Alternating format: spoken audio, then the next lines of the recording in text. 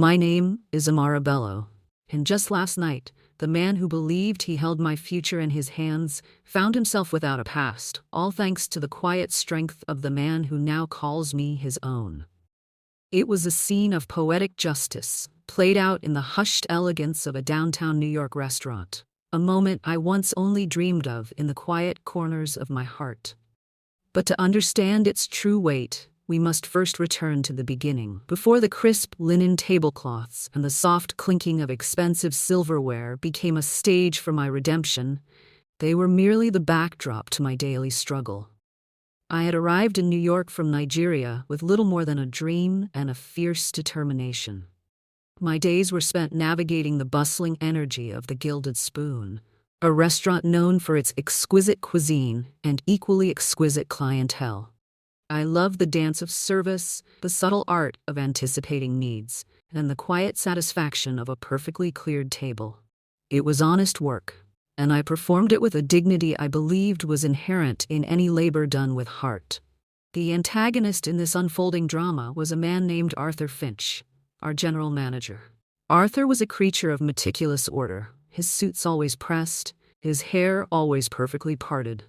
But beneath this veneer of professionalism lay a deep-seated arrogance, a casual cruelty he reserved for those he deemed beneath him. I, with my Nigerian accent and my quiet demeanor, was often a favored target. He had a way of making his criticisms sting, not with shouts, but with a condescending tone that chipped away at one's self-worth, piece by painful piece. One evening, the restaurant was abuzz with a private event, a high-profile gathering that Arthur had been orchestrating with particular zeal. I was attending to a table of influential guests, explaining a delicate wine pairing, when Arthur approached. He had been circling, a predator in a tailored suit, observing every movement, every inflection. As I finished speaking, a polite smile on my face, he stepped forward, his voice cutting through the soft murmur of conversation. "Amara," he began, his tone dripping with mock concern, "we've discussed this. Your pronunciation can be quite challenging for our discerning guests. Perhaps stick to the simpler items on the menu, yes? We wouldn't want to confuse anyone with overly exotic inflections." He chuckled, a dry, humorless sound, and one of the guests at the table offered a polite, though uncomfortable titter. My cheeks burned. The air around me seemed to thicken, pressing down on my chest. I felt my carefully constructed composure begin to crack. "I apologize, Mr. Finch," I managed, my voice barely a whisper, the very accent he mocked now trembling with humiliation. "I will be more careful." I could feel the eyes of the guests on me, a mixture of pity and polite dismissal. It was a cold, isolating feeling. Have you ever been humiliated like this, in front of strangers, feeling your dignity stripped away with a casual remark? Tell me in the comments. Sometimes, knowing we're not alone makes all the difference. The incident, unfortunately, was not isolated. Arthur seemed to relish these public displays, using my accent, my heritage, as a constant wellspring for his casual cruelty. He'd make comments about my quaint way of speaking, or suggest I listen more closely to how proper English was spoken. Each slight, each smirk from a guest who had overheard, felt like a fresh wound. I would retreat to the kitchen, my throat tight, and swallow the bitter taste of indignity. I worked harder, spoke less, trying to make myself invisible, hoping that if I faded into the background, Arthur's sharp gaze would pass over me. I studied the menu until I knew every ingredient, every nuance of preparation, believing that flawless execution might finally earn me respect. I practiced my English diligently, late into the nights, determined to erase any trace that might invite his ridicule. It was a quiet struggle, a daily test of my resilience, and through it all, I held on to a silent dignity, refusing to let his cruelty define me. What Arthur, and indeed most of the staff, did not know was that my life outside the Gilded Spoon was far different from the meek, accented waitress they perceived. My life was intertwined with Vincent Hale, a man whose name echoed with quiet authority in certain circles of New York. I had met Vincent not in a grand ballroom, but through a chance encounter at a local art gallery, a place where I often sought solace and beauty after a long shift. He was quiet, observant, and possessed an intensity that was both intriguing and comforting. Our connection had been immediate, deep, built on shared silences and profound understanding. He wasn't the kind of man who flaunted his influence. In fact, he cherished privacy, and I respected that. So, the staff at the Gilded Spoon remained entirely ignorant of the formidable man who held my heart, and whose calm gaze missed nothing. One particularly grueling evening, Arthur's campaign of subtle torment reached a new peak. He orchestrated a deliberate oversight, assigning me to a large, demanding table while simultaneously cutting my support staff. I was running between tables, juggling requests, trying to maintain a semblance of grace, when he cornered me near the kitchen entrance. "Amara," he said, his voice low but sharp, "you seem overwhelmed. Perhaps this kind of establishment is simply beyond your capabilities. Some people are just not cut out for this level of sophistication." His words, though delivered without a raised voice, felt like a physical blow. Just then, the restaurant's front doors swung open, and Vincent walked in. He was a striking figure, even in a crowded room. Tall, impeccably dressed, with an aura of effortless power that commanded attention without ever seeking it.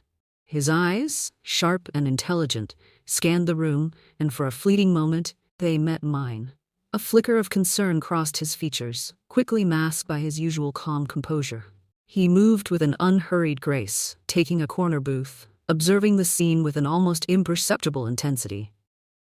I, flustered and embarrassed by Arthur's latest jab, avoided his gaze, busying myself with a nearby table, my heart pounding with a mixture of shame and a strange, burgeoning hope. The very next day, a shift began, so subtle at first that only I seemed to notice. Don't forget to subscribe to this channel for more revenge and love stories. Turn on the bell notification to stay updated. The restaurant's dynamic began to hum with a new, underlying tension. Arthur, usually so imperious, seemed a little less confident, his posture slightly less erect. I noticed new faces, quietly observing, dining alone, their gazes missing nothing. Vincent, who rarely visited during service hours, began appearing more frequently, always choosing a table from which he could discreetly observe the entire floor, including Arthur's interactions with the staff, and particularly with me. There were hushed conversations in Arthur's office, doors closed, voices muffled, followed by Arthur emerging, looking distinctly less pleased. It was like watching a master craftsman meticulously preparing his tools, each movement precise, each adjustment designed for a specific, elegant outcome. The air was thick with unspoken change, a quiet promise of something profound unfolding. The crescendo arrived swiftly, unexpectedly, yet with an exquisite sense of timing.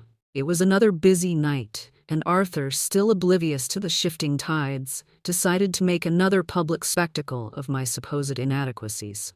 He had been particularly harsh that evening, his criticisms sharper, his tone more dismissive. I was serving Vincent's table, meticulously placing a dessert, when Arthur's voice cut through the air. "Amara, that's incorrect," he stated, his voice carrying just enough to draw attention. "You must remember to turn the plate precisely this way, for optimal presentation. Honestly, I sometimes wonder if you even listen." He punctuated his remark with a sigh of exasperation, glancing around as if seeking validation for his condescension. My shoulders slumped almost imperceptibly, a familiar wave of shame washing over me. Then, from the booth, Vincent's calm voice, cutting through the restaurant's hum, resonated with an authority that silenced every other sound. "Arthur," he said, not loudly, but with an absolute, undeniable command that made every head turn. Arthur, startled, spun around, his face paling as he recognized the man he had seen dining discreetly over the past few days. Vincent rose slowly, his gaze steady and unwavering. "I believe there's been a misunderstanding regarding your role here, Arthur." He paused, his eyes sweeping over the stunned faces of the guests and staff. "As the owner of the Gilded Spoon, I find your management style, particularly your treatment of Ms. Bello, entirely unacceptable. It doesn't align with the standards of respect and professionalism I expect from my establishment." The words hung in the air, each one a hammer blow to Arthur's carefully constructed world. Arthur stammered, his face a mask of disbelief and dawning horror. "Mr. Hale? But I wasn't aware." Vincent cut him off, his voice maintaining its calm, unwavering power. Consider this your notice, Arthur, effective immediately. You may collect your personal belongings and leave. Miss Bello, on the other hand, he turned his gaze to me. A warmth entering his eyes that melted the cold fear in my chest, is an invaluable member of my team. A woman of grace and profound capability. She represents the true spirit of this restaurant. The silence that followed was absolute. Arthur stood frozen, his face a ghastly shade of white, his perfect composure shattered into a million pieces. The guests, initially murmuring, now watched with wide eyes, a mix of shock and dawning comprehension on their faces. I felt a tremor run through me, not of fear, but of an exhilarating, almost overwhelming surge of vindication. As Arthur Finch, a ghost of his former self, was quietly escorted from the premises, the world around me seemed to shift, to right itself. The weight I hadn't realized I was carrying lifted, leaving me feeling lighter, freer than I had in years. I walked past the table where he had often scorned me, past the very spot where he had publicly humiliated me, and for the first time, I looked at that space without a knot in my stomach. Vincent came to me, his hand gently touching my arm, a silent gesture of support and understanding. There were no grand pronouncements, no triumphant boasts, just a quiet, knowing look between us. It was in that moment, as the last vestiges of shame dissolved, that my quiet tears of relief turned into a proud, knowing smile. My victory wasn't about revenge in the cruelest sense, but about balance restored, about dignity reclaimed. It was a testament to the quiet power of karma, a beautiful, elegant justice that had spoken through the most unexpected of voices. It was the moment Amara Bello, the immigrant waitress, truly found her voice, not in words, but in the profound silence of respect earned. Thanks for watching. Don't forget to subscribe to When Karma Hits for more Mafia love and justice stories. Where are you watching from? Drop your country in the comments. I'd love to hear your thoughts. Don't forget to subscribe to this channel for more revenge and love stories. Turn on the bell notification to stay updated.